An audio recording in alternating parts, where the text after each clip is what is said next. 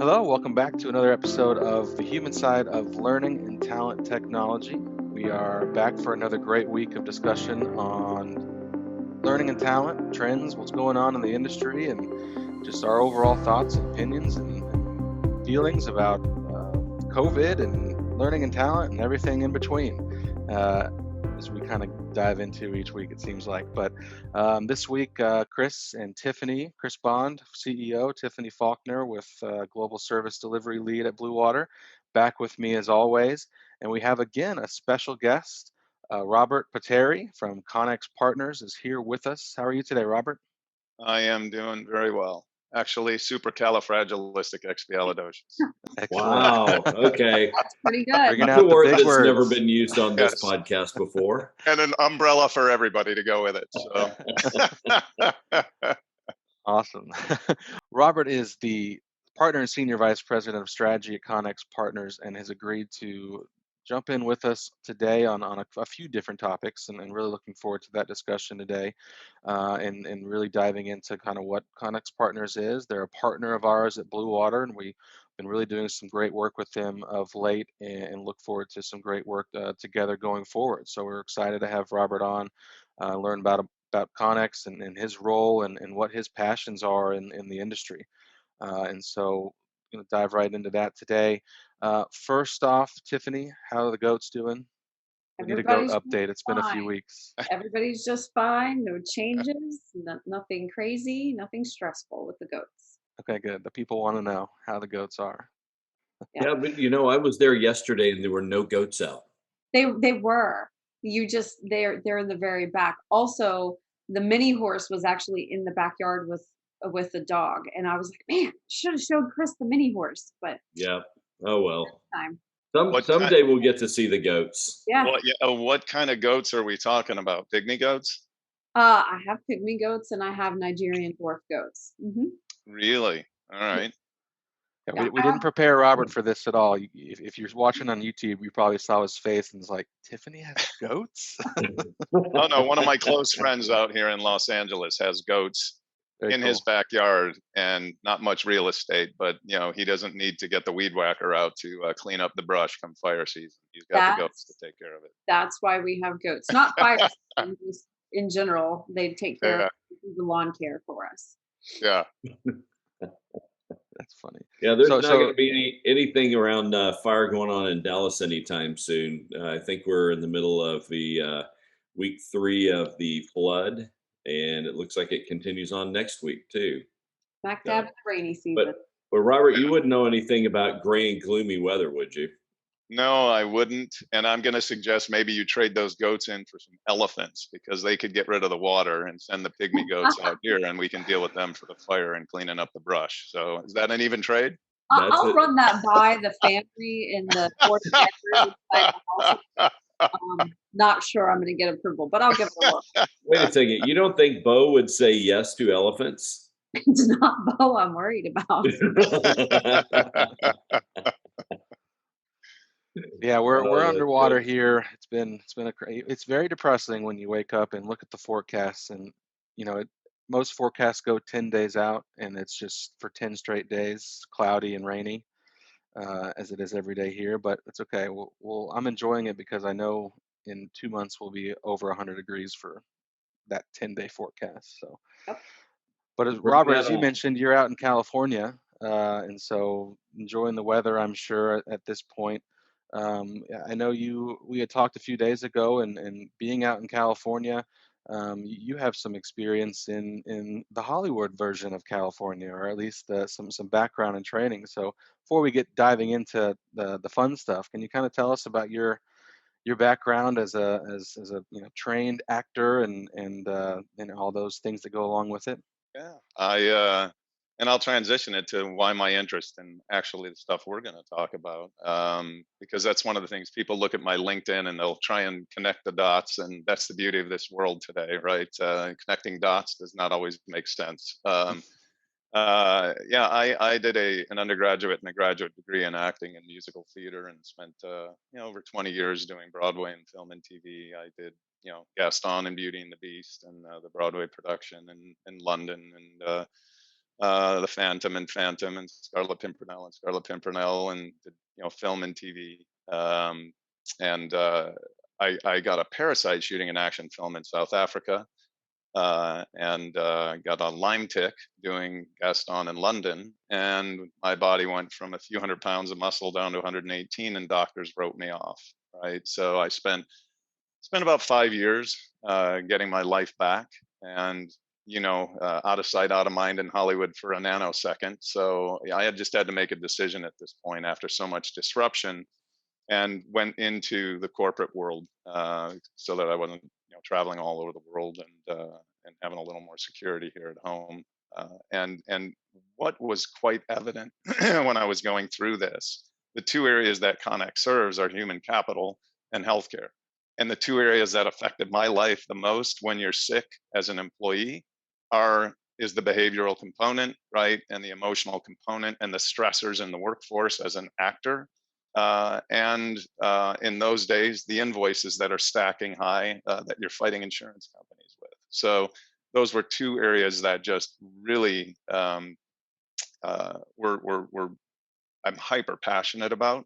And I found the perfect home at Connex to be able to give back a lot of the learns that I got when I went through that myself.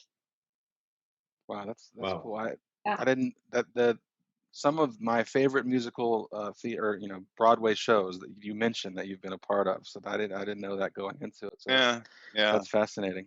Yeah, it was about 20 years ago and about 35 pounds heavier. So I'm the thinner version of me now. So yeah. Very cool. Well, Well, you we're mentioned glad you're healthy and well and found a great home and Thanks, Chris. chatting with us. And it's great being able to partner with you and Connex. Yeah, and I feel the same way. We're super grateful for Blue Water and the impact that you're having out in the enterprise. It's these kind of relationships is what makes a difference, right? Because it's incredibly difficult out there in the enterprise today for business development and for just for opportunity in general. No matter how gifted someone's skill set and how great a value proposition, it's all about relationships today. Everything is about relationships and finding and forging those type of relationships that we can collectively really impact. The reason that we set out is to make a difference, and find those kind of partnerships is what we're all about. So we're incredibly grateful for you as well. Thanks. Yeah, I love what you're talking about up there with the relationships, and I know we've got a variety of topics that we'll get into today, but Yeah. that may just be a common thread that's going to weave through everything that we're going to talk about. Is it really does get all the way back down to relationships. I really appreciate you saying that. Yeah, yeah, absolutely. And it's not just a catchphrase. We talk about relationships kind of like people talk about corporate values on a website, and then you dig into their company as they're so incongruent, right? But if we really do take relationships at heart, it comes with the good, the bad, and the ugly, like anything, right? And what's implicit at the underneath of it is just trust, right? Trust in one another, that we've got each other's back, that we hear one another through the challenges and through the successes. So yeah. great. I, Go ahead, Tiffany. I was just going to say, this is one of the first times I've gotten to meet you personally. And that is just what you're talking about there, and how it all boils down to it. The good, the bad, and the ugly is something that we talk about often here inside of Blue Water. Even when we're working with our clients, it's, when things go wrong, what are we doing to correct it? Not just the thing that went wrong, but the relationship, and making sure that we have That's right. and we can carry forward, even when things are great. But it's when things are not great that people forget that's just as important, if not a more important component. Yeah, it's always easy to celebrate the successes, Sure. right? Mhm. It's the avoidance of just of not wanting to deal with the gas when it's when the light is on the stove, and we wait until the fire happens, right? We should never wait till the fire happens. It's not fun to sometimes smell some of that gas, but if we deal with it when we turn that light on, it's much easier to avoid the fire from happening. And actually, what I love about it is our relationships become richer when those things happen, right? That's the great thing, is that we learn a little bit more about each other.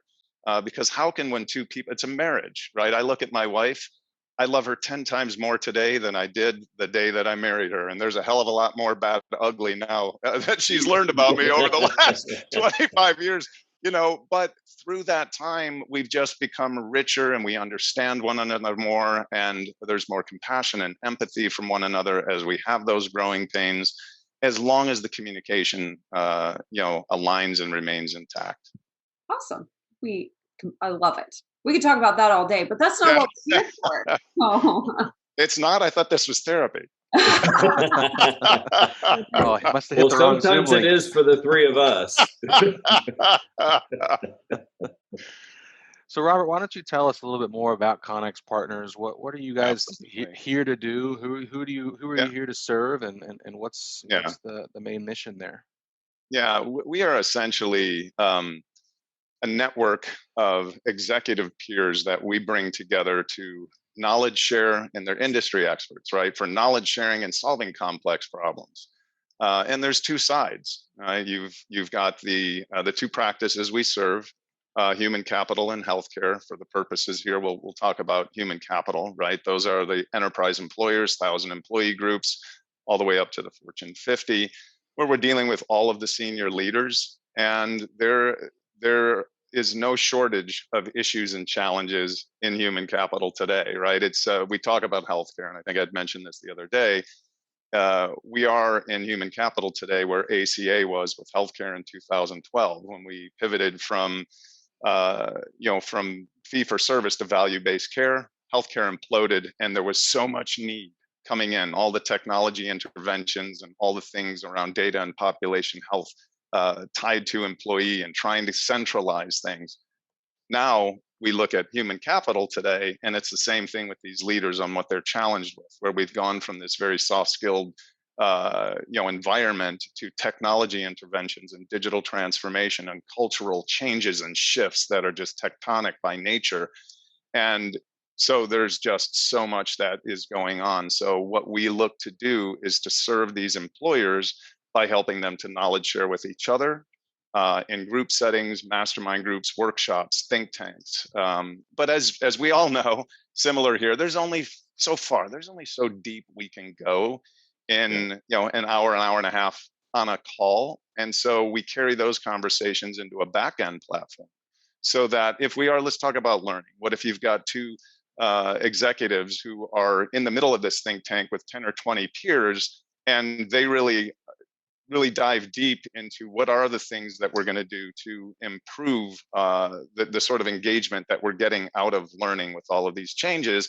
And one executive talks about some of the things that he's doing or she's doing, and maybe someone else says, hey, can we carry this over to Connex's back end? So one-on-one, they can talk about best practices, industry, norms and shifts and things, that how they've addressed it, vendors that are working for them.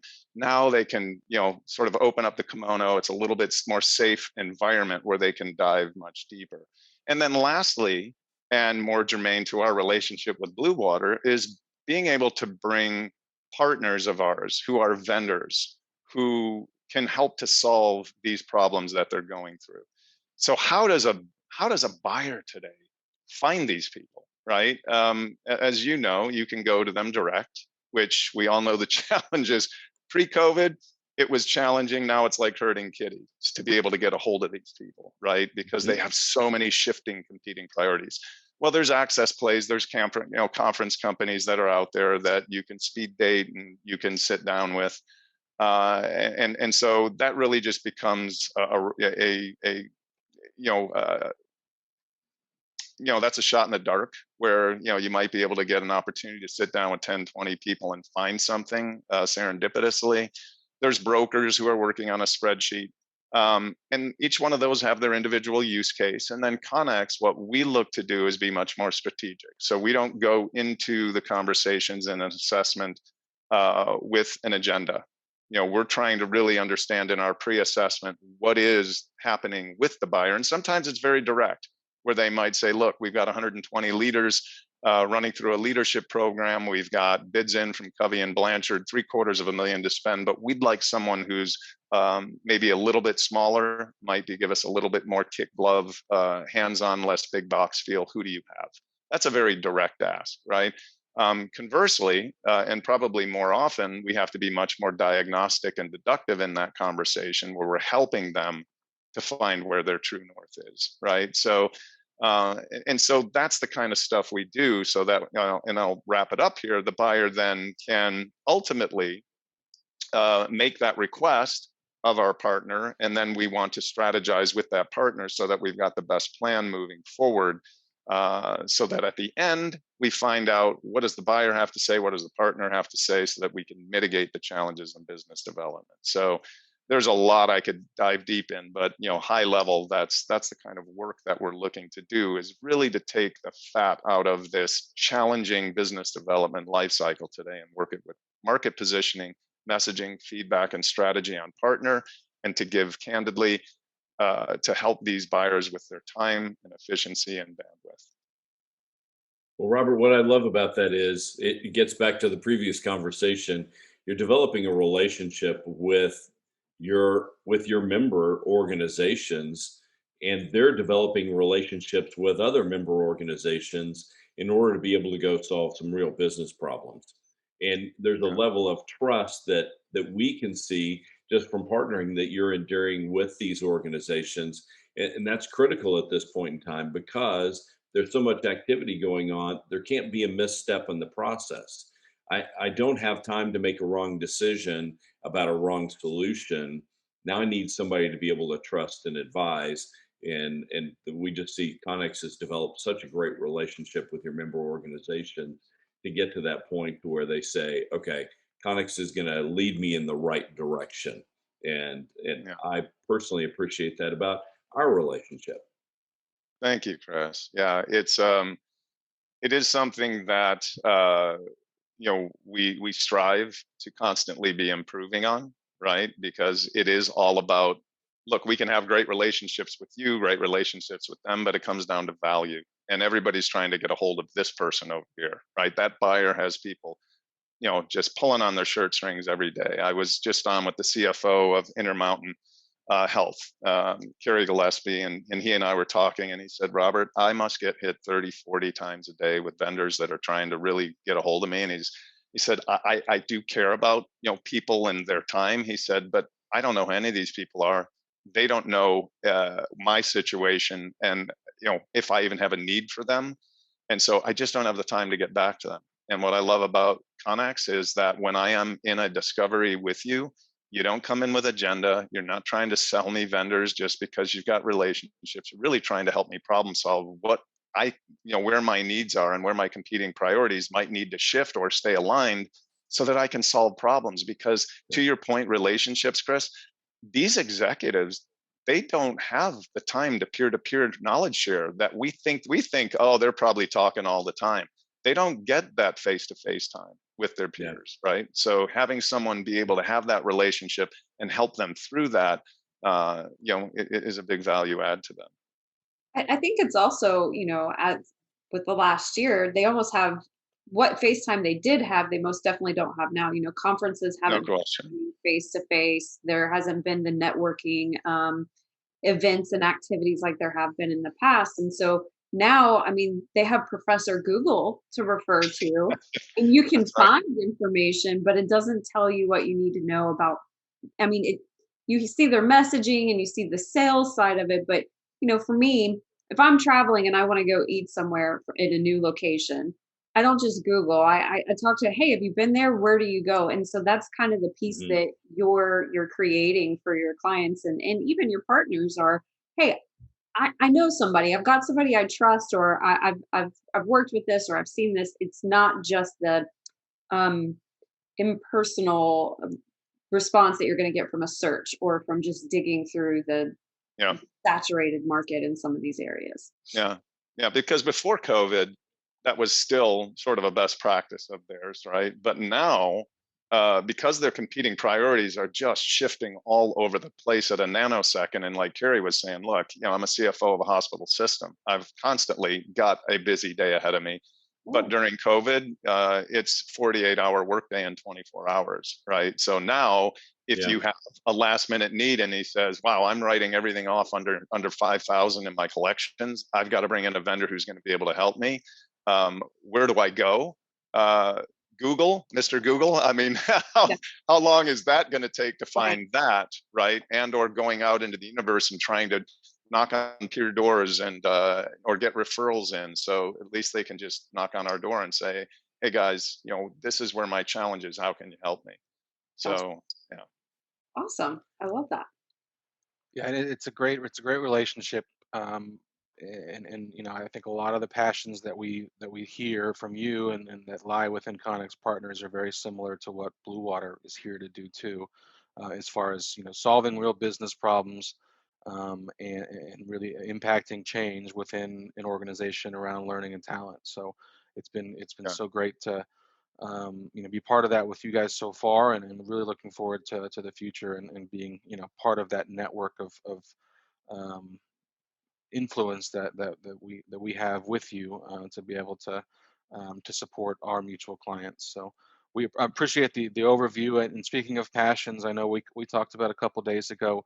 You've explained kind of your globe trotting in the world of acting and musical theater, but also just as you did that, I'm sure you and I've done some globe trotting as well, and Chris as well. You pick up on all these cues around cultural differences, cultural influences, uh, everything that kind of feels normal at home is completely different when you go even to a different state, let alone a different country and complete different culture. So can you dive into a little bit about your passion around just being a multicultural person, and understanding that with your experience there, but also how that impacts your role, and how that impacts maybe clients that you have, or organizations you work with from a learning perspective, just overall corporate yeah, learning, or individual learning perspective as you focus on that.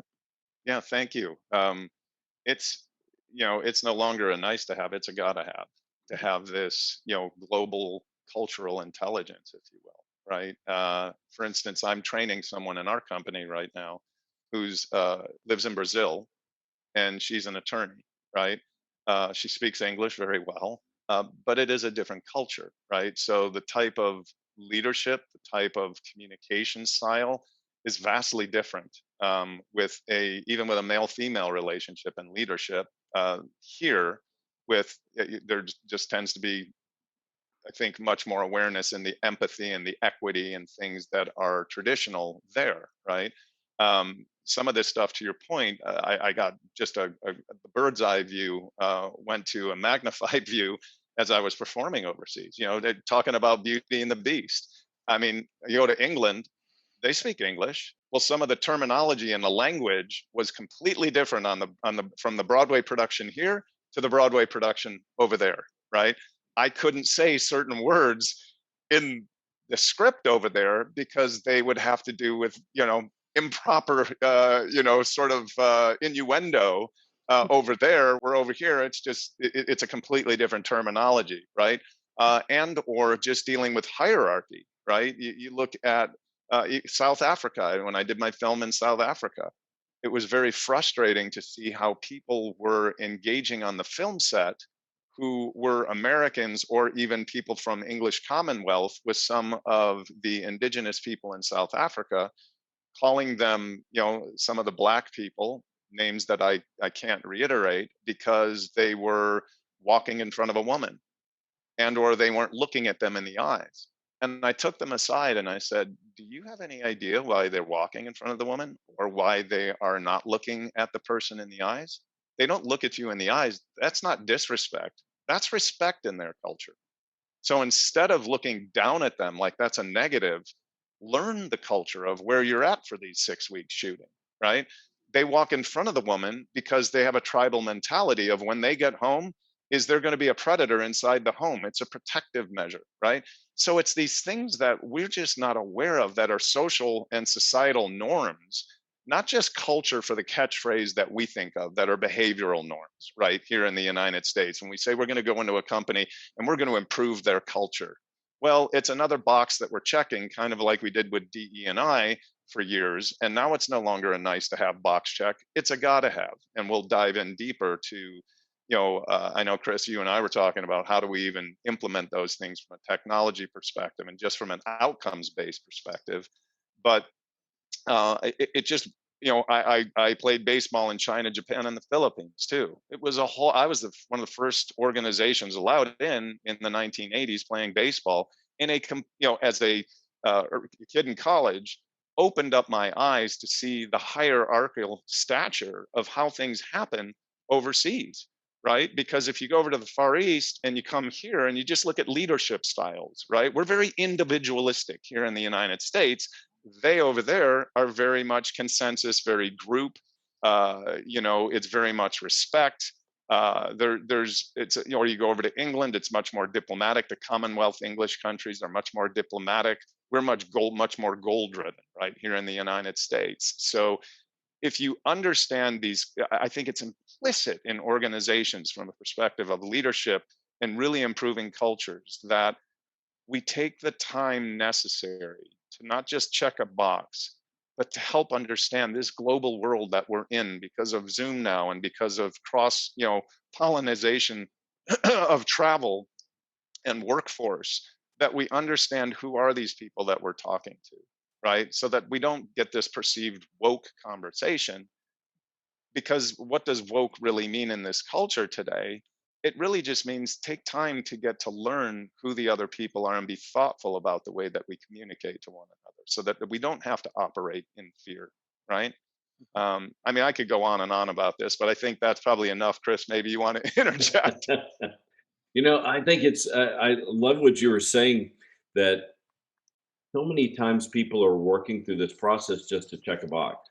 Well, I'm going to go put in a D&I program, check the box. But was it effective? Did it actually accomplish a goal? Did it in sometimes work contrary to what your actual goal was because it was a check the box item?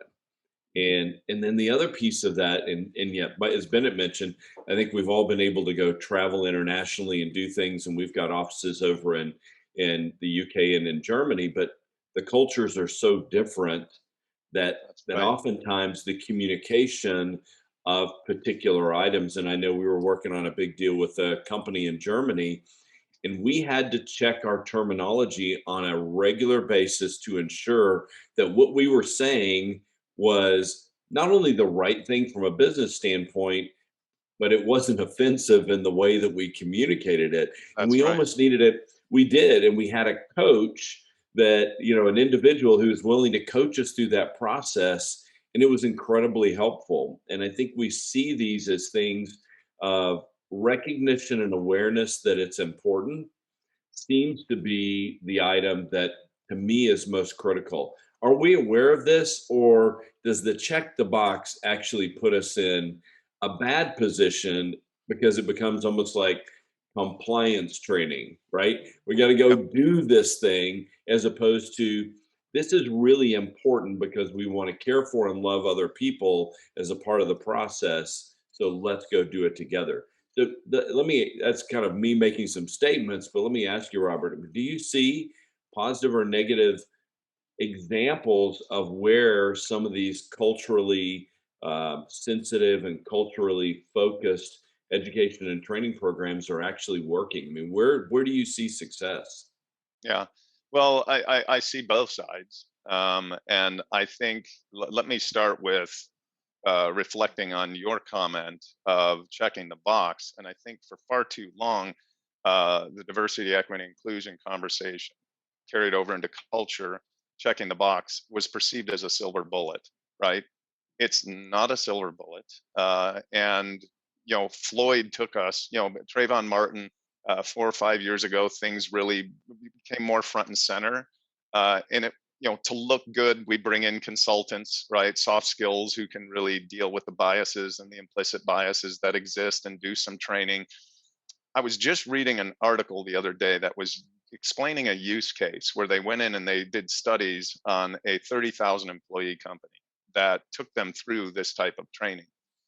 And what they found was the training afterwards, even though the acknowledgement from all different groupings was, yes, we needed to change. To your point, the change didn't happen. Whether it's the males, the white males, the way that the equity was dealt with female, female superiority and or racial diversity, cultural diversity, there wasn't much change. But where that was interesting, where they found data, what that did change were the subordinates in the female category. I'll just talk about that. Recognized that it was a safer place to them to reach out and be mentored. So then it becomes cyclical, because now you have someone who recognizes that, wow, this is safe for me to talk about this and to get help. Because mentoring, I'm a firm believer in mentoring. Coaching is really teaching someone how to do something well, right, or improve something. Mentoring is teaching someone how to succeed at what they're doing. And there's proof, all kinds of data that can show the delta between coaching and mentoring is sometimes 50 and 60% more improvement, because it's a more personalized approach. I think when we're dealing with such deep implicit biases that exist from a learning perspective, we can't check the box. We have to look at it from a just from a multi approach, whether it is mentoring, whether it's ERGs, when you look at the employee resource groups, right, that you've got, where you're empowering employees who really care. 90% of these corporations have these type of groups that are taking a active participation. You look at, obviously the technology stacks and the applicant tracking, really, really important. But important point to note that those companies that had longitudinal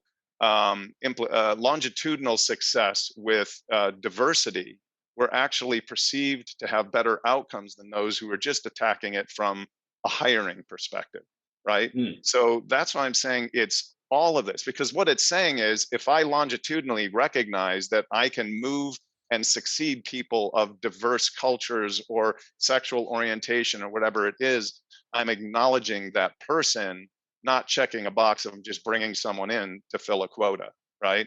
So there's so many different things. Normalizing flexible time off is another thing, because we can look at the perception of how certain groups get favor and others don't when it comes to rewards and recognition, flexible time off.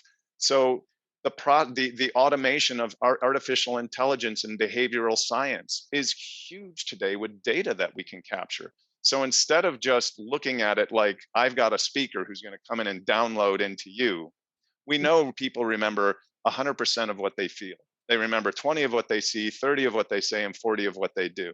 Why is it the younger generation, it's microchips, right? Getting back to culture, you go over to the Far East and you give them a microchip learning and they think you're lazy. Here in the United States, you can't talk to someone for more than 5 minutes because we've trained ourselves in these microchips, right? Like when we saw commercials, Chris, you and I growing up, it was a spokesperson for 30 seconds on a commercial. Now you've got 50 images in 5 seconds, it's, so we're training the brain this way. So how do we deal with all of these different things and recognize that there are different cultural norms of leading styles coming over here? There's different behavioral and AI that we can get out of data to see check-ins. How are we doing? What kind of progress are we making? We have that available technology today. But, and I'll end it here. The technology sometimes can be perceived as too invasive, like facial recognition software, right? And in being, we've lost the humanity in interviewing people. Now, how can I look at culturally someone who might be from Russia against someone who is from Italy in facial recognition? We know that inherently Italians are much more expressive, right? And a Russian person, it doesn't mean that they have any more empathy, but now we're going to recognize how your face is moving to say whether you might be a fit for someone. And that's the only norm that we're using. That can be a problem, right? So there's a lot of problems for these HR officers to try and figure out when it comes to how do we address this, right? But it does need addressing. And that's where having experts like you, why Blue Water is a blessing coming into these companies, is because they can't do it alone, and they know they can't do it alone. They need experts like you to come and be able to show them what true north is, not give them all the answers, right? But to give them options, right? Because Lord knows 99% of leadership and giving people suggestions is there's going to be failure in there. they have to figure some of this stuff out, because there's no one size fits all for any corporation. One of the things I really connected with what you were saying, Robert, was that this is a process. And I'll use my words and maybe you can confirm, but it sounded like what you were saying was this is a process and we have to commit to the process. It's going to take some time to go make the changes that we need to. And if it's just to check the box, then we're not giving it the weight that it actually needs to have the impact that we need long term. Did I get that right? Yeah, you absolutely right, because it's not a destination; it's a journey. Yeah. We had a large pharmaceutical company reach out to us, right? And they had a budget pretty close to $1 million to bring someone in to help them run a huge grouping of leadership overseas through a leadership training program, and they had it benchmarked for 6 months. And basically, our response is, there's not anybody we work with that would do that. You're setting someone up for failure. You can have a benchmark to see improvement within 6 months. But if you think that a program in 6 months, and there may be some companies out there will do it to take the paycheck, right? But any company worth their salt is going to know they're going to be set up to failure. And then you, Mr. CHRO or Miss, VP of Talent Development, is going to put the blame on the vendor who's come in to do the work because, hey, it didn't succeed. To your point, you can't check that box. It's a journey. Great. Great conversation. We got this recorded. I want to make sure that my wife heard you say that I was right. Well, you know what? Have her subscribe to the podcast and give us a good note, but you're right. You just got another eyeball. I'm forcing her to watch it. No, I'm just kidding. Oh, that's fantastic. I love that.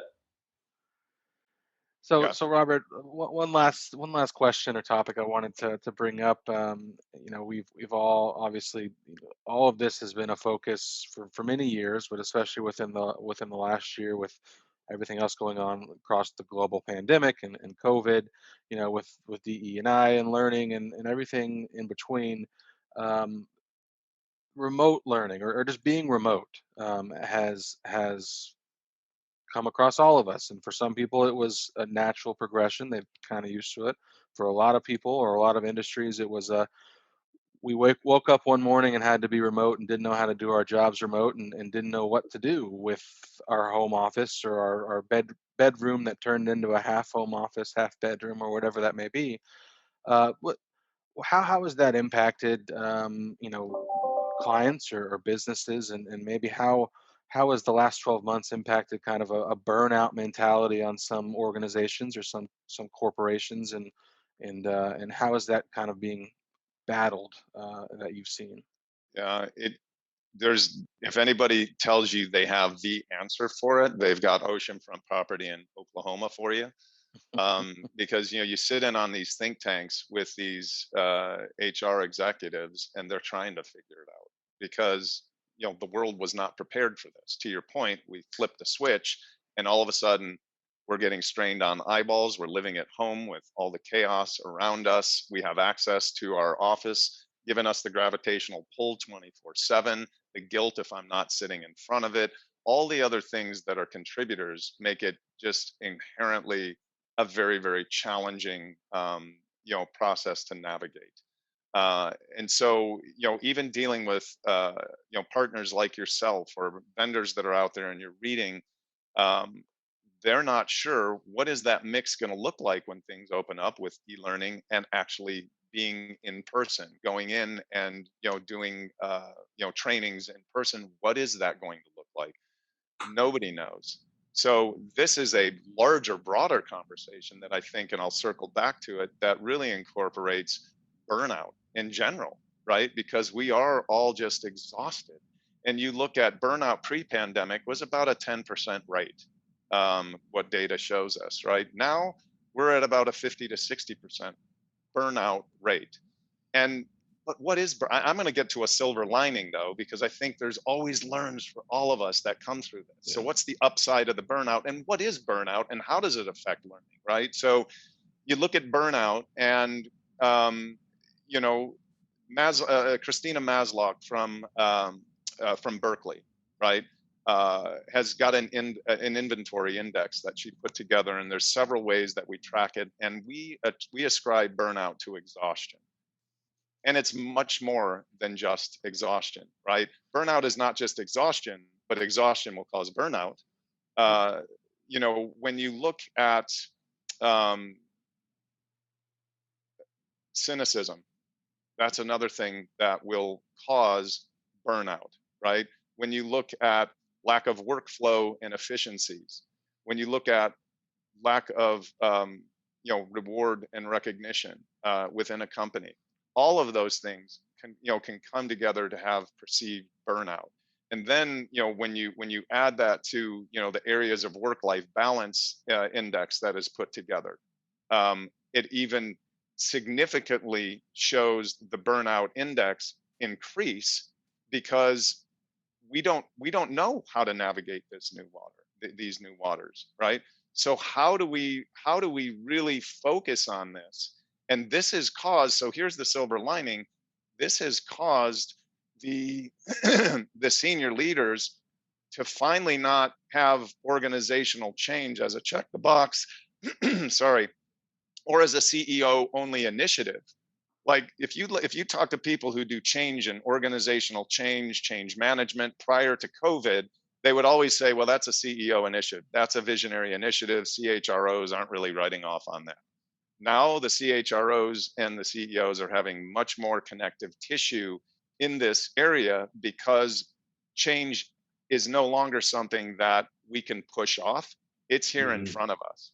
You know, you know the saying that basically says, you know, I forget that if you can't stand the heat, do what? Get out of the kitchen. Get out of the kitchen. Just get out of the kitchen. Well, that was, you know, Chris, that was yours and my generation, right? You just suck it up, you plow forward, doesn't matter what's going on, be grateful you got a job, right?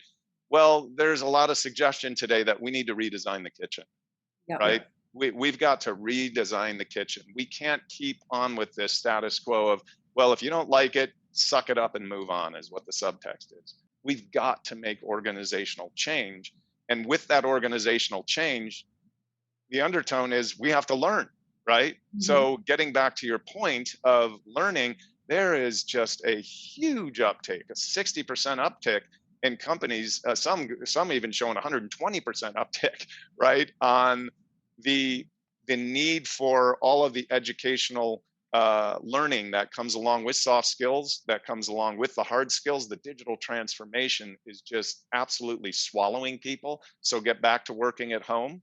That's the other challenge, is now all of a sudden you've got these people who are not technology wizards having to figure out how to get on all these calls, having to deal with new technology stacks or optimizations and upgrades, and still do their workload. And they've got all that stuff, guess what? Not in their workflow, but their kids have to do it. And their personal life has to do it. And how do we as employers, how do we now care for that employee, give them the time that they need so that they maintain a healthy balance? Because you know what the ugly news is, I don't know if you saw the report that just came out, but 40% of the workforce is going to be looking for new employment within the next 6 months. So you do the math, and if you're an employer and you know that replacing that employee is going to be 1.5 to 2.5 times salary, you're doing everything you can to boost up the morale, to look at the satisfaction scores, to provide better benefits, to look at salary. And so there's going to be a lot of people competing for talent. And so there's just there's a lot going on right now. So it's causing burnout, but I just want people to understand what is burnout. It's not just mental and physical exhaustion, right? There's so many other contributing factors that, like I said, the cynicism and the negativity at work, right? Which is contributed to, oh, guess what? The cultural norms that are going on, how someone feels about how a company might participate in these cultural norms or not, and the way they're looking around at their compatriots. Are we a diverse talent group, right? Do I believe in these technology stacks, right? So there are so many different things that are contributory, and the efficiencies, because I can look at it, you know, look, there's another company out there that is a $1 billion company. I just found out in talking to some of their employees that they're still working on a homegrown CRM. and the frustration of these employees that are doing outreach type of stuff, who have a terrible technology stack, and they're looking at competitors that have a 10 times better technology stack. What does that do to my workflow every day to add and compound what I'm doing? It does what? Contributes to all the way Burnout. back to burnout, right? Yeah. So the good news is, the silver lining and the upside, I'll end here, is that it's no longer a nice to have again. It's a gotta have. Employers are looking at this for organizational change as an opportunity to really, just do that, to make some substantive change. So, Robert, I have a couple of questions. You said a few things, and you actually hit on it directly when I was sitting here waiting, like, I got to ask. You talked about how burnout went from 10% to 50 to 60%. And naturally, we've got things are moving in the economy, businesses are opening back up. Then you talked about the hey, 40% of the workforce is going to be looking for a new job. How do employers, we're in this virtual world. Some people are getting back in the office, some people aren't there yet. But how do employers or even managers spot burnout when you're not looking the people in the face or talking to them in personal conversations? You're just working heads down, working. For us, one of our rules internally is, oh, if you can be seen, be seen. So if we're having a meeting, turn your cameras on. That's not something that a lot or all organizations are doing. So even they can't even see their faces half the time. How do employers or managers spot, hey, we've got a trend going on with burnout in our organization? Yeah, I think that's a great question, because the last thing we want to have happen is the vulnerability of these HR officers wind up in the seat of that HR officer in Illinois. If you remember that a couple of years ago, where there was that disgruntled employee that just wound up, nobody really knowing about, fading into the woodwork until they knew that they were going to lose their job, and they took the life of the HR officer, right? I Right. mean, this is the fears that are the undertones of all of this. So I think the most important thing are check-ins, right? We have to have check-ins. We just have to, because we are all working disparate. So it's mandatory for those in management and leadership to not just have uh, a check the box mandatory check-in, but literally doing a providing a safe environment where those that they're working with understand that it is a safe environment, that I am always here for you to reach out, right? um, but they still won't always feel that way, because all managers are different. Right. They have different personalities, and some will say that, but their behaviors are different. So it starts with going through the training around the culture that we're talking about, but doing also the mandatory check-ins. I think is really one of the things that more and more people are doing, and not just from a behavioral sense, but we can do surveys, anonymous surveys, and pulse survey check-ins that can give us the kind of data and behavioral science necessary to see key indicators of where we might have problems. So getting back to, I think, Chris, what you had mentioned earlier, the technology things, the technology stacks in learning and assessments and things that we have at our disposal. We have so much more knowledge today of emotional intelligence and things around artificial intelligence that we can get, around these assessments of indicators of where someone's work-life balance might be getting out of whack, and or perceived discontent might be, relative to growth in a position, relative to their peers. And so I think it's intentional check-ins, and I think it's also married with what we're doing right now with Connex is doing that. We're doing anonymous pulse surveys where everybody has a safe voice, and then leadership is going, here's the results, wide open. How do you feel about those results? Because now that employee feels like, wow, this is not someone who's just doing a survey to check that box, but they're open up to say, man, we really stink here. You know what I mean? Yeah. We got to improve here. And then, oh, by the way, it's not just now saying, here's where we stink and or we need to improve, but here's what we're going to do about it, a call to action, right? Yeah, it's interesting. I think technology and data, as it relates to work life balance and just talent and managing in HR, it's not focused on purely a score anymore. Like I'm performing at a 3.8, so I'm going to get a Right. little bit of a raise or whatever. It's about cultural impacts. It's about managing expectations and keeping employees moving forward personally and emotionally. And it's crazy how much data that technology can provide to help make those informed decisions now versus just capturing an overall estimation of how employees are doing from a performance review. And I love how you mentioned those pulse surveys and just allowing employees to have that vehicle to either air their frustrations or give you direct feedback without having the fear of repercussions for what they may be feeling, because it's so important to know what they're feeling. But most people will not tell their boss or their boss's boss the bad things, and because they feel like that may impact them negatively. So Yeah. Yeah. And look, every organization has this, right? Every organization. Yep. And because you look at different leaders, and that's no different within Connex. If we look at it instead of trying to compete with each other in leadership, but to complement each other. So if you look at the different leaders that we have, and if some have really more skill sets around the soft skills and the communications and the collaboration, where they feel safer, and yet some of the others might be better with being able to be the person who guards the rails, if you will, because you got the person who is let's just so you know, I am that person who I am ready, fire, aim. That's me. I dive into every problem. And there's blessings that come with that, right? But there's also, I need one of my partners to check me and go, Robert, you got to stop running so fast, right? So if we don't understand those things, they can directly compete each other. And the perception from employees can be, I'm good guy, that guy's bad guy, right? Because I'm the nice guy. I'm the one who wants to dive in and help change. And this person's the one who's always saying, no, no, no, right? And that's not the case. We complement each other, right? So it's understanding within the employee talent base, as we're looking at how would we move someone, where do they fit within a team where they're going to complement each other, how are they being perceived relative to their behavioral and social norms, do they fit getting to the values, right? Like I talked about at the beginning, nothing frustrates me more than when you see companies that they want to go and show everybody what their values are on a website, and then you talk to the people that are in the employees, which I'm sure, Chris, I know I do recruiting for our company, and I talk to some of these people who work for very well-known brands, and I hear how they feel about the culture, right?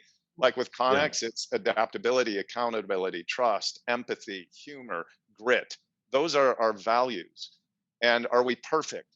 No organization is. Nope. But we literally, we focus on these things, and every person, whether it's Ben and Andrew are the founding partners, myself as a partner, or someone who is, one of the people who are in an administrative role, everybody has the right to be able to say, time out, this is how I feel, and we have to provide that safe environment of accountability and trust, but it's earned, right? And it's earned by the collective whole.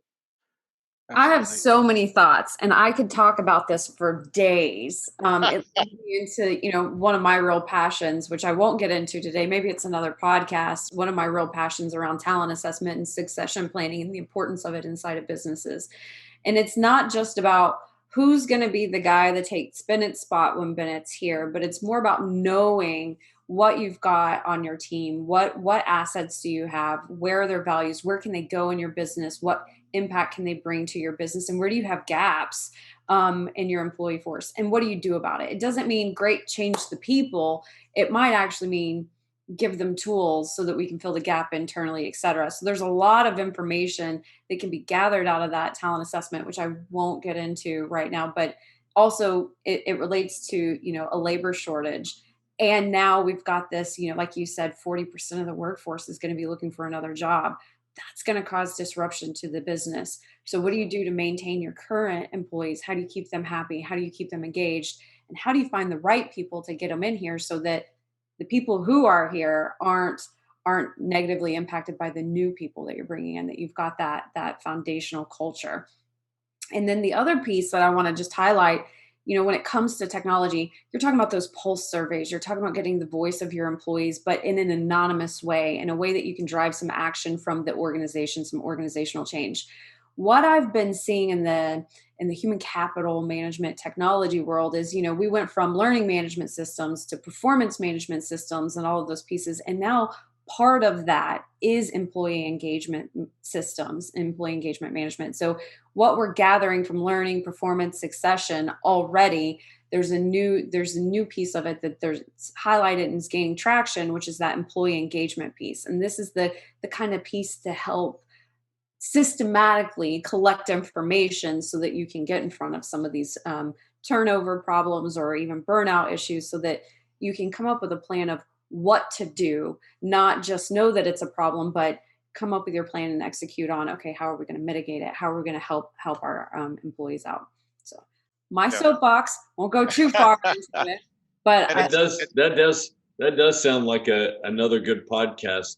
Robert, you're giving us all kinds of ideas, because I also want to look at what's the economics for businesses of not changing, not modifying, not moving. So maybe we need to have you back, and we can keep ramping on with a couple of these topics as well.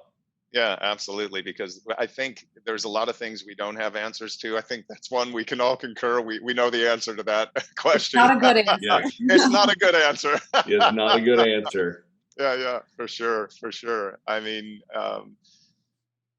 yeah, I'm with you. Yeah, Chris, you stole the words right out of my mouth. I was about to say, be sure to tune in to part 2 with Robert Patteri, because I think we're definitely going to have a part 2, especially if we can get. That would be Act 2 for me. So Yeah, that's true. Yeah, very good. Maybe to get a little song out of it next time too. That's the way to, just kind of incentivize people. Maybe I'll sing on the next one. So yeah, we might definitely have. We'll take a month intermission and get them back for Act 2 here, and not too long. But and especially if we can get Tiffany talking for days about something, we definitely need to do a part 2. Yeah. Yeah. But Robert, thanks so much for your insight today, and just your expertise on everything around working with organizations on DE&I and cultural learning, and just all of your experiences in the past and sharing that with us today. It's really valuable, and again, like we've said at the top of the episode, it's one of the great things that we are so happy to be partnered with Connex Partners, because of all the people we've interacted at the organization, and all the people we've partnered with so far, just having so much depth of knowledge and expertise in many different areas. So we really appreciate you taking the time to share and be with us today. Well, thank you. I'm super grateful for this time. Incredibly grateful for our partnership. Certainly have just great expectation in moving forward as we both look to forge together and impact the necessary change through all this disruption. So I guess I'll leave you with some Wayne Dwyer. If you look at if you change the way you look at things, the things you look at change, right? So I think that's an imperative that just opens up Pandora's box. But or the other, platitude, the only thing constant is change. There is so much change going on, and we all need to just take a deep breath and be willing to take our biases, and I don't mean just culturally, I just mean every perspective in life on how we see things, and open up perspective and just listen to one another.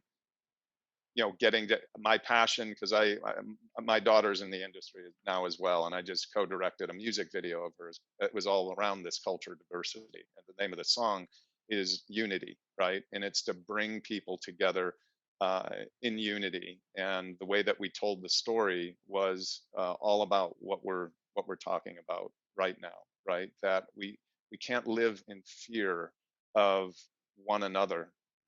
We need to engage one another and be honest, learn how to truly love one another. And I don't mean that in the word of an emotional attachment, but just we can choose, despite how we feel about someone else or a certain process or whatever it may be, we can just choose to be kind and respectful to one another, despite how we feel. And if we could just make a gravitational pull towards that one norm, we can make significant change. Absolutely. Great. Thank you so much. And Chris, Tiffany, thanks again for being with us as always. Chris, I saw we had a special guest for a couple appearances coming in the door behind you. So I'm not sure if you recognized that she was a special guest appearance, but I will let her know. My question is she going to get residuals for this? Robert, she gets residuals for everything. Thank you all so much. I'm genuinely very, very grateful for today. I had a lot of fun. Absolutely. Great. Yep. Thank you for our listeners. If you enjoyed what you heard today, be sure to like and subscribe to our channel. If you haven't already, check us out on YouTube if you're listening to us, or check us out on whatever podcast station you regularly attend if you're watching us on YouTube. If you have questions or comments and want to reach out and investigate anything any further, there is a link to our website in the description of the podcast. Feel free to reach out and send us a note, and we will get back to you right away. But again, thanks so much to everyone listening. Thanks so much to Robert Patteri from Connex Partners for joining us today, and we hope to have Act 2 coming to a theater near you with Robert again. So enjoy your day, and tune into us next week as we continue to dive into the human side of learning and talent technology and everything going on in our crazy little heads. Thanks, Robert. Right. Thanks, Tiffany. Thanks, Chris. Have a great one. Thanks, everybody. Cheers. All right. Cheers. Bye-bye.